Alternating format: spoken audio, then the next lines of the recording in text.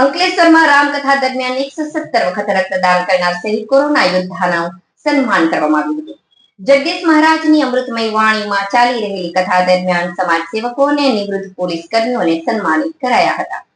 મર્યાદા પુરુષોત્તમ ભગવાન શ્રી રામચંદ્રના પ્રાગટ્ય દિવસ એટલે કે રામનવમીની ઠેર ઠેર ભક્તિભાવપૂર્વક ઉજવણી કરવામાં આવી હતી। ત્યારે હાંસોડ તાલુકાના ઇલાવ ગામ ખાતે પણ રામનવમી પર્વની ઉજવણી કરાઈ હતી। ગામના રામજી મંદિર ખાતે હવનનું આયોજન કરવામાં આવ્યું હતું, જેમાં શાસ્ત્રોક્ત વિધિ અનુસાર ભગવાન રામનું પૂજન અર્ચન કરવામાં આવ્યું, જેમાં શ્રીફળ હોમવાનો અને મહાઆરતીનો કાર્યક્રમ યોજાયો હતો। આ કાર્યક્રમમાં મોટી સંખ્યામાં ગ્રામજનો જોડાયા હતા।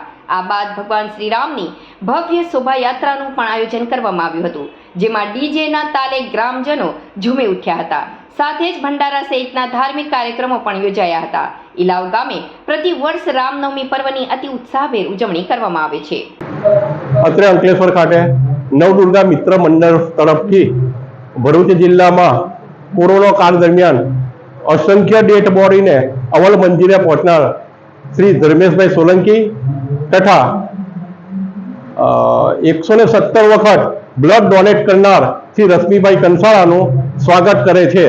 તેમનું સન્માન કરી યોગ્ય સહકાર આપવા વિનંતી કરેલી છે।